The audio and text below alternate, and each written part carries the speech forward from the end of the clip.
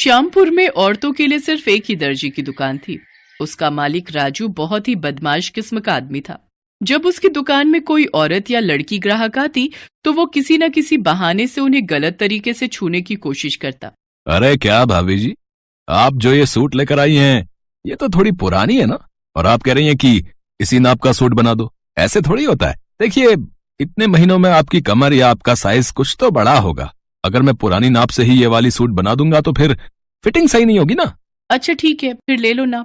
महिला के इतना कहने पर ही राजू की आंखों में चमक आ जाती। अपने गले में पड़े इंच टेप से वो नाप लेने लगता है।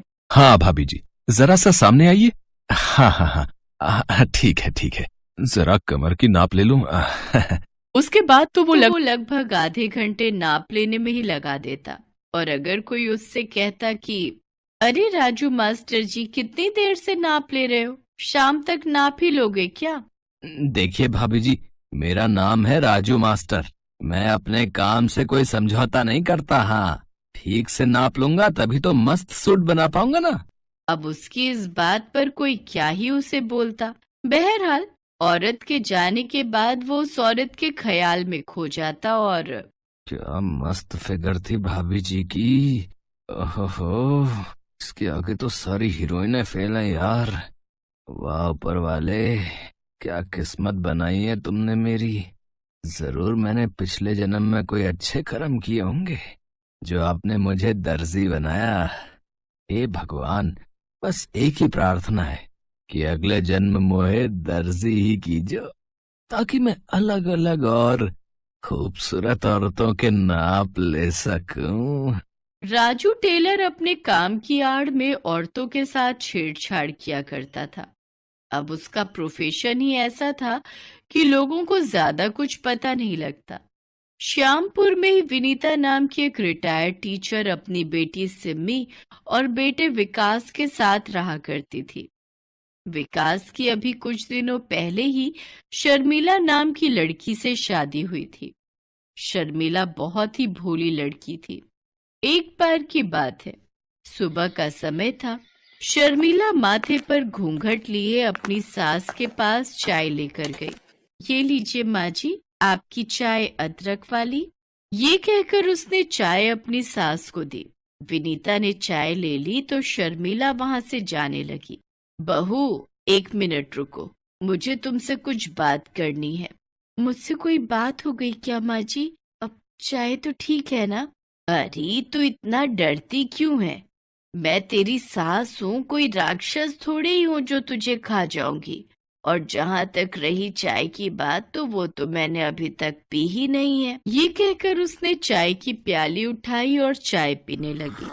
चाय पीते ही, वाह बहुत ही अच्छी चाय है, बिल्कुल तुम्हारी जैसी। अरे बहू, तुम खड़ी क्यों हो? तुम्हें कहा है ना मैंने बैठने के लिए। बैठो। अब जी माँ जी, कहिए आप मुझसे क्या बातें करना चाहती थी? तब शर्मिला की सास ने उससे कहा, शर्मिला बहू, तेरी शादी को लगभग 1.5 महीने हो गए। तू कब तक ये साड़ी और घूंघट में रहेगी? मैं समझी नहीं माँ जी। बहू, अब हमारी पीढ़ी की तो तुम हो नहीं कि घूंघट और साड़ी में ही हमेशा रहो। तुम आज की पीढ़ी हो, तुम सलवार सूट पहन सकती हो घर में। मैं कुछ नहीं बोलूंगी तुमको।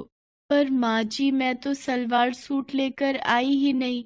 मुझे लगा कि शादी के बाद साड़ी में ही रहना होगा। भला ऐसा भी होता है क्या? उसके बाद विनीता ने अपनी बेटी सिमी को आवाज लगाई, सिमी, सिमी। सिमी उस समय कॉलेज जाने के लिए तैयार हो रही थी। माँ की पुकार सुनकर वो बाहर आई। हाँ मम्मी, क्या कह रही हो? कहीं जा रही हो क्या? क्या मम्मी, इस समय मैं कॉलेज जाती हूँ ना। पर आज तो संडे है ना। विनीता ने कैलेंडर की ओर देखते हुए कहा। तब सिमी कैलेंडर के पास गई और उसे पलटते हुए कहा, मम्मी, जनवरी खत्म हो गया है, ये फरवरी है, फरवरी। और आज शनिवार है। ओह, मैंने तो ध्यान ही नहीं दिया। अच्छा ये तो बोलो कि तुम मुझे बुला क्यों रही थी? सिमी बेटा, वो तुम्हारे पास 3-4 सूट के कपड़े पड़े हैं ना, जो पिछले महीने खरीदे थे। हाँ माँ, है तो।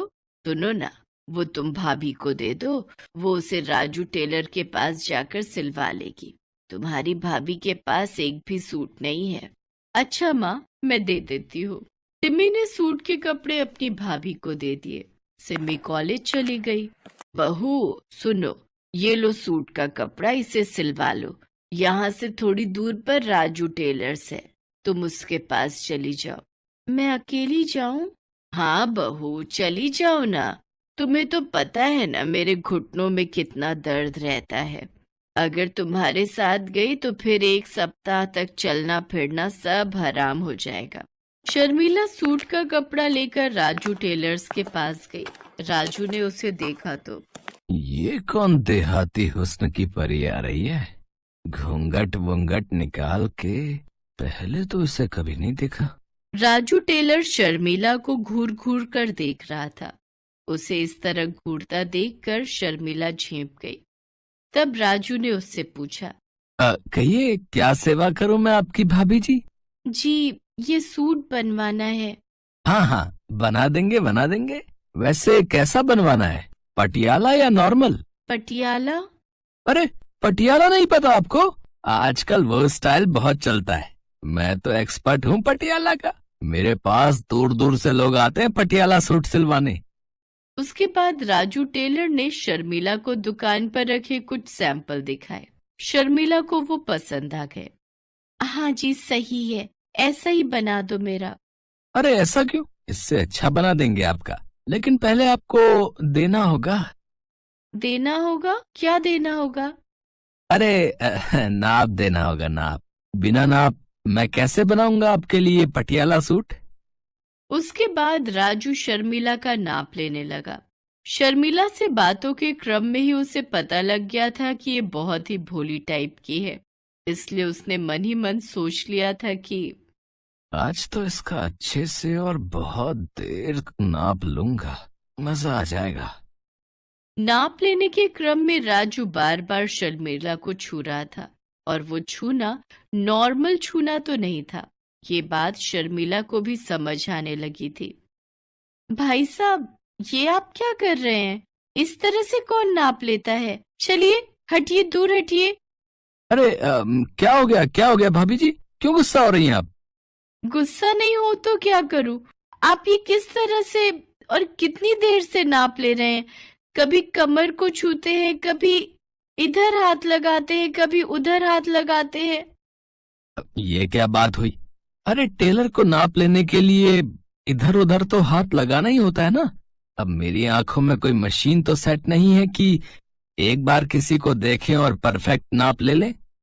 राजू अपनी बेहुदा दलीलों से अपनी कारगुजारी को ढकने की कोशिश कर रहा था, लेकिन शर्मिला भले ही भोली थी, लेकिन ना समझ तो बिल्कुल भी नहीं थी।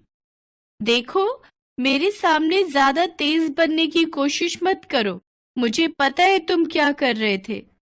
मैं चुपचाप सुन रहा हूं तो इसका ये मतलब नहीं है कि आप कुछ भी इल्जाम लगाओ। अरे मैं कोई नया टेलर नहीं बनाऊं, सालों से यहाँ काम करता हूँ। हाँ, और न जाने कितनी औरतों के सूट सिले मैंने। किसी ने इस तरह से मुझ पर इल्जाम नहीं लगाया जैसे आप लगा रही हैं। अगर आपको मुझसे सूट नहीं सिलवाना तो आप जा सकती हैं, लेकिन इस तरह के बेहुदा इल्जाम तो मत लगाइए मुझ पर। मैं बीवी बच्चों वाला आदमी हूँ। शर्मिला वहां से चली तो गई, लेकिन उसने अपनी सास को सारी बातें बताई। ये तुम क्या कह रही हो बहू? हाँ माँ जी, वो बहुत ही बदमाश दर्जी है। उसने नाप लेने की आड़ में मेरे साथ बदतमीजी की। माँ जी, मुझे तो वो शक्ल से ही बदमाश लगता है। अच्छा सुनो, सिम्मी को आने दो, फिर चलते हैं तीनों मिलकर उस बदमाश दर्जी की दुकान पर। सिम्मी के आने के बाद तीनों ने मिलकर एक प्लान बनाया। इस बार सिम्मी उस दर्जी की दुकान पर गई और सूट सिलवाने की बात कही। अपनी आदत से मजबूर राजू टेलर बेशर्मी के साथ सिम्मी की नाप लेने लगा, लेकिन इस बार उसकी सारी हरकत दूर छिपी उसकी भाभी ने रिकॉर्ड कर ली। फिर उन्होंने पुलिस को फोन कर वहां बुला लिया। थोड़ी देर में पुलिस वहां पहुंच गई। पुलिस को देखकर राजू टेलर के चेहरे का रंग उड़ गया। क्यों रे, तू ही है ना राजू टेलर? जी मैडम, मैं ही हूँ। कोई बात हो गई है क्या? उसकी इस बात पर इंस्पेक्टर शशिकला ने उसे एक जोरदार तमाचा मारा और विनीता और शर्मिला द्वारा रिकॉर्ड किया वीडियो दिखाया। बेशर्म, यही करता है तू दुकान में अपनी? औरतों को क्या समझ रखा है तूने? चल, तू थाने चल। इतने डंडे तुझे मारूंगी, इतने डंडे तुझे मारूंगी कि तेरी सारी बेशर्मी निकल जाएगी। इंस्पेक्टर शशिकला ने राजू टेलर को जेल भेज दिया। उस पर मुकदमा चला और उसे 5 साल की सजा हुई। विनीता की बहू शर्मिला भले ही भोली थी, लेकिन उसने गलत के खिलाफ आवाज उठाई। वो चुप नहीं रही। दोस्तों, आप सभी भी गलत के खिलाफ आवाज उठाइए, गलत से लड़िए, चुप नहीं बैठिए। ऐसे ही वीडियो देखने के लिए हमारा चैनल सब्सक्राइब करें, लाइक करें, शेयर करें।